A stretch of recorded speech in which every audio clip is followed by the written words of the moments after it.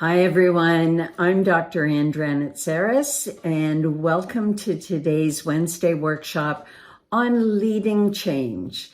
Leading change and expecting your saboteur leadership style, your leadership persona to show up. It's funny how we leaders believe that all we have to do is introduce change because it excites us, and we think that it's going to excite our direct reports and those people reporting to us.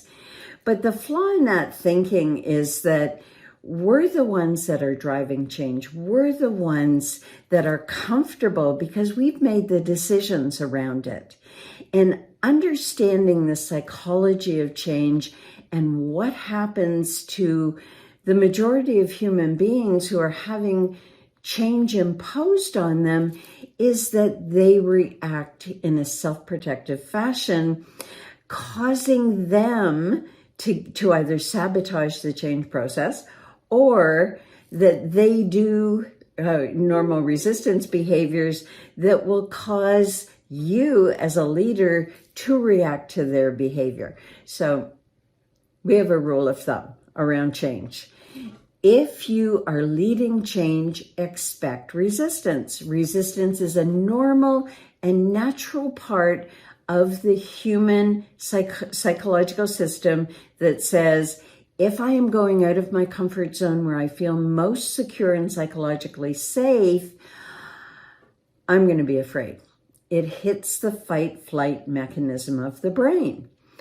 And while it seems easy from that rational brain perspective of it's going to be easy, it's going to be so great, I'm so excited about everything that we can accomplish through instituting this new system or process or bringing in a new manager who's going to alleviate a lot of the pressure on me and my employees are going to love it. Well, wrong. We are just wrong in that thinking causes us to not prepare for resistance, and it doesn't help us in the developing of skills to deal with employee resistance. Leaders oftentimes, what they tend to do is react emotionally, try and figure out what they need to do differently to get the employees on board, instead of talking them through to the other side of that fear zone that's right outside of our comfort zone. It's like the moat around the castle, as it were, where if we put down the drawbridge and we go out, we run the risk of something negative happening to us. So think about that and how when we know that people react quote unquote negatively to change, we know that that's a thing that a lot of people do because they like preserving the status quo. Why is it that we don't allow ourselves to prepare for it? Why don't we give ourselves what we need? Why don't we train ourselves in how to effectively lead change? And of course, that question of why do we get so triggered when people don't automatically jump on our bandwagon? The answer is very simple. It's easier for us to do that. It's easier for us to simply say to an employee, we're instituting this new system, or I'm going to change your roll up and, take away some of these things because you have too much on your plate. Even something like that as a change is threatening to an employee who didn't anticipate that they were being perceived as not being able to get to their own work. And you see, so many things threaten us human beings. We pretend and we act like they don't. But the reality is that fear is the most powerful driver of our behavior, simply because we need fear to tell us when things are dangerous. We as human beings have a self-protective system that we first develop up in order to be psychologically secure. And different brain styles, different personality types or striving styles have different predominant fears. Some Personality types love change and thrive on chaos, and while other styles really enjoy and appreciate and work best and feel safest when things are exactly the same. I always say that these are the people who tend to drive on the same highway where they always experience back-to-back traffic during rush hour, not thinking that they want to go another route because they don't want to change things up. They don't know what they're going to find if they go on another route. They know what they're going to experience when they go on the same route. So even that fundamental belief that everybody thinks the same way about change causes resistance and causes employees to sabotage a change process. Even a development plan, you think of behavioral change, even asking an employee to work on their development, or they might have their own agenda for developing, even trying something different or practicing new ways of behaving can be very threatening, and we can actually sabotage ourselves when we try new behaviors or try to develop. And of course, the biggest piece of resistance is, I don't have time for this. We can sabotage our development and our effectiveness as leaders just by not making the time to change and develop. Coming back to our psychological system and behavior, there are 4 functions in the brain, and there are 4 ways that we protect ourselves psychologically through specific patterns of behavior. And one of the key ways that we have of sabotage is through the behavior of the saboteur.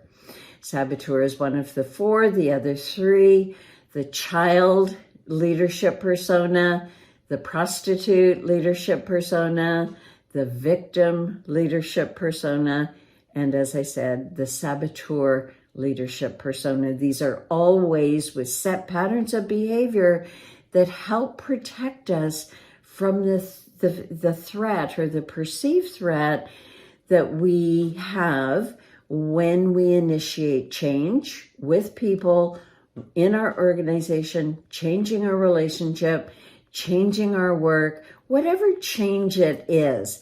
Expect the saboteur leadership persona or the saboteur defensive strategies to show up, because their intention is to keep us safely in our comfort zone. Stepping out of our comfort zone is the unknown. We are not sure what's going to happen if we move outside of our norm. And so the minute we make a decision about doing something differently, we can automatically, even though we don't recognize that we're doing this, we get triggered into casting doubt. I have a fly hanging around my head right now, so if I'm waving, it has nothing to do with how I usually talk with my hands. So the saboteur casts doubt. So it is the guardian of change, this archetypal energy, but it's also the archetype that is the guardian of our comfort zone. It's like the guard of the door. So I might say, I have to get firmer in giving my employees feedback and ensuring alignment with my expectations. And no sooner do I think that thought and know that to be true, that I must do it to be effective as a leader in my role, then I start thinking, well, my employees might not like it if I do that. And I don't want to be seen as a micromanager. I don't want to be perceived as being too hard. So maybe I'll just, softly tell people or ask them, would you please do this? And keep it so open-ended and be so permissive that my own needs as a leader are frustrated. And this is a thing that is most consistent whenever we use self-protective behaviors, that protecting ourselves and protecting our image of ourselves as a leader, that's our priority. It becomes our priority. Our priority is not ensuring successful performance of our people by course correcting, by giving really clear, defined expectations. It's how can I get them to like me? How do I make sure that they see me the way I want to be seen and don't think badly of me? And when we make a choice to protect ourselves, we end up bearing the consequences. It is not easy to not lead. You see, we think we're going the easy route when we're being permissive and letting employees think that they're doing a great job when it might just be barely mediocre, because they're happy. We're making them happy, but it's at the expense of effective performance. And we're also, when we sabotage ourselves, we abdicate our authority and our responsibility for ensuring alignment of efforts behind our goals, our expectations, and those of the organization as well. So when we pull out the saboteur, we call that going behind the shield. And so it's sort of like, I'm behind the shield here. I'm going to lead, and I'm going to lead in a way where I'm presenting this persona to the world, but I'm sabotaging my ability to perform effectively as a leader.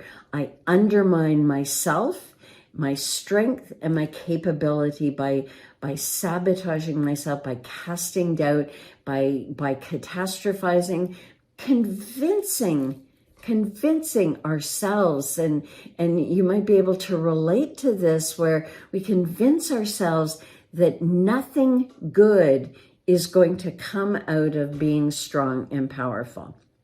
Many leaders have had this experience of being accused of being intimidating, or too, quote unquote, too much.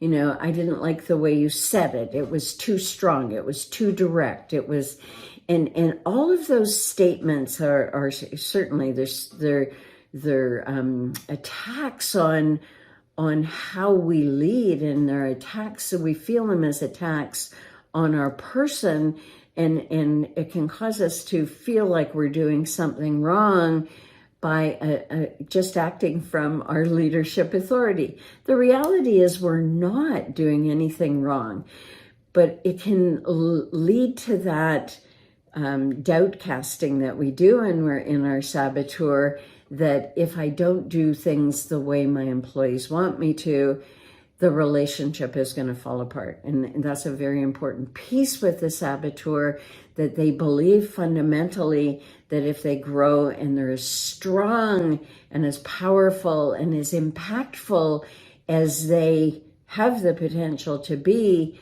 it will alienate others.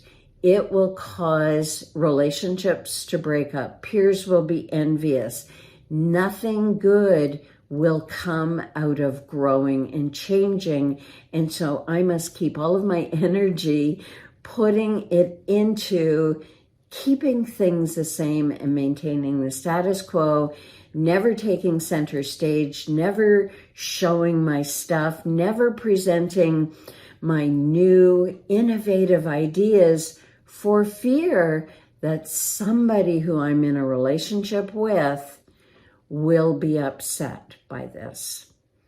Client of mine was really concerned about someone he was working on a project with, because he felt that even though the project idea was his, he conceptualized it, he put in the plan and the structure, did all of the building of it, and when he had given form to it, he brought somebody else in, a peer in, to help it along and to help facilitate the rollout of it throughout the organization. And because he didn't want to upset the person he was working with that he had brought on board, he shared the credit for the idea and the concept of it with her, and did not own the reality that it belonged to him, which greatly minimized his reputation in the organization. The woman happened to be very extroverted, and she owned her space. She didn't need anybody to be taking care of her feelings. This person was actually quite able to be in the reality. It was his work, it was his baby. He grew it, but he gave it away so that she wouldn't be offended, and people wouldn't accuse him of taking undue credit or blowing his own horn. So this is just one of the many, many ways that we can sabotage ourselves. We can sabotage ourselves by thinking, I'm not ready for the next level. I need to stay in this role for a couple of more years to gain more confidence, when other people around you, peers and your manager, are saying you need to step up and step into this role. And you can see in that example where fear is the only thing that is getting in the way. It's causing that, inability to move out of the comfort zone into that place of where we have to learn. And so if you sort of conceptualize it here, we have our comfort zone, that's right in the middle, and then you step out of that, and there's the fear zone. The next zone is the learning zone, and of course, after that is that zone of mastery and self-confidence. But in order to get to that level, we have to go through all of those different stages during change. Meeting our own resistance, recognizing that we're telling ourselves these wild stories about why we can't do what we actually have the capability and the potential to do.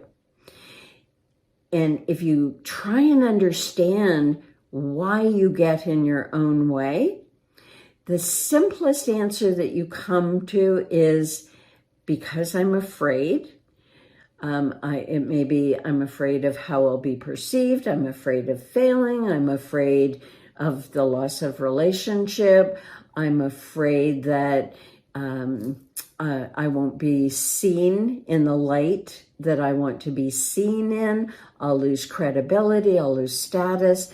Whatever is most important to personalities, your personality type, that will be what your fear is bound to. And because we fear the loss of that which lends itself to our psychological success. Every time we move out with this persona intact, we make ourselves smaller, less creative, less innovative, less dynamic than we actually have the capability and the potential to be.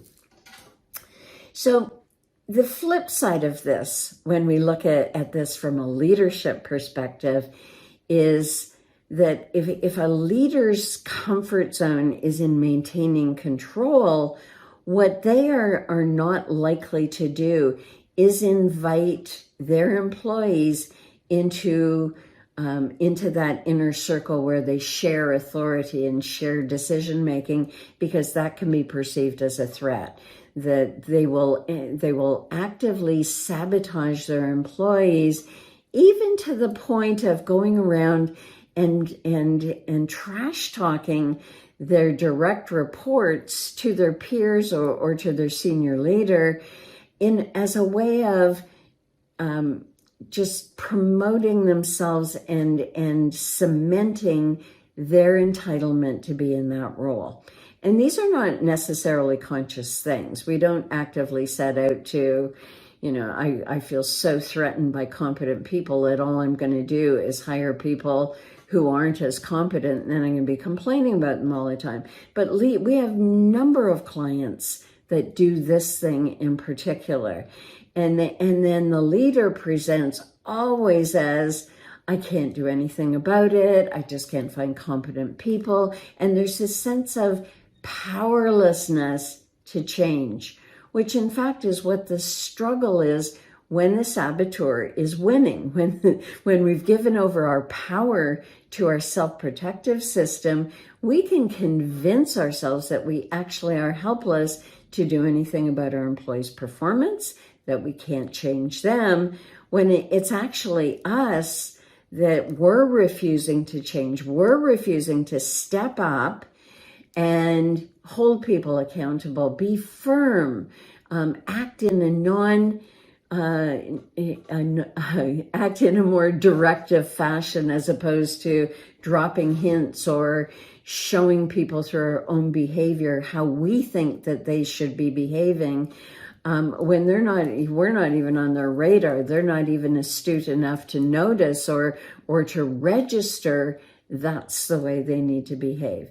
And so whatever we're doing to sabotage ourselves, it ends up with frustrating change, not developing ourselves, not developing our people, and putting all of our efforts into stabilizing the status quo, ensuring that nothing changes.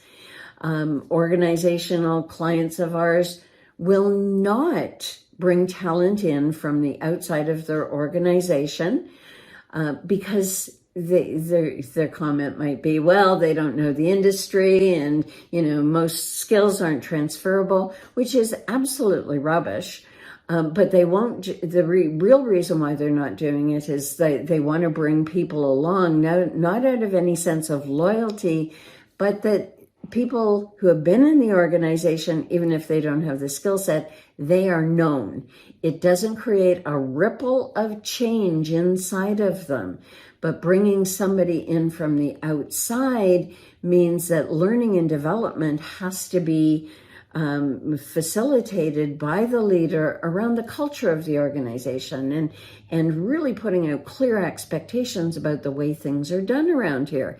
And if leaders are not in the habit of doing that, if they expect their people to sort of learn by osmosis, because I don't want to change my behavior, I just want to keep doing what I've always done, and I don't want to get out of my comfort zone and have to teach and do some hand-holding with people. If that is the case, then what we do is we reduce the talent pool in our own organization, because we need an influx of new energy in order to eliminate the dysfunction of stagnation, in particular, where things are just, it's like moving through sludge, trying to get anything changed, trying to get people to move, even trying to get a sense of urgency in people. A lot of leaders are very frustrated with this one in particular. But the complaining and the frustration that leaders are talking about constantly, that I can't get my people to do what I need them to do. And if you can, whose job is it?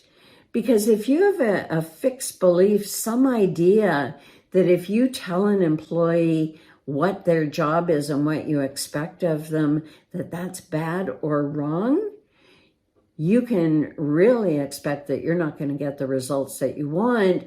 And the next organizational impact this has is that it drops down the level of performance. You no longer have high performers because you're not holding up the bar. You're letting it drop. You're adapting to your employees just so you don't have to move out of your comfort zone, just so you don't have to go back and learn new things.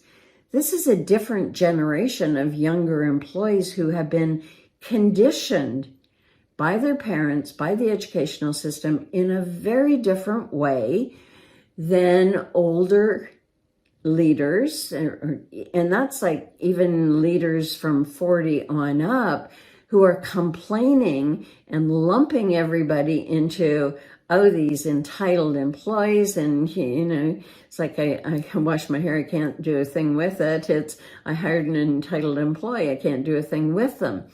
But an entitled employee, somebody with that sense of, I'm just going to show up and I'm going to be successful and everyone's going to love me and my behavior and my work, who have very little tolerance to feedback, little tolerance to any sort of expectation. They have not developed followership. And if we don't start right out of the gate educating them about the way things are done and our expectations and how we're going to give feedback and how we're going to hold them accountable and the road that they have to walk down to develop followership so that they will proceed in their career in the company to that next level. If we don't do that, we cannot blame any generation, any group of people, any psychological buzzword, because it's really on us. You see, it's us where we're not going out and saying, what do I have to do differently? What am I contributing? And we need to say this. The things that we need to do differently as leaders is first look to our own vision for what we want our team, what we want our employees' behavior, how we want to lead, how we want to manage people's performance, and really adhere to that and build the team in alignment with your vision.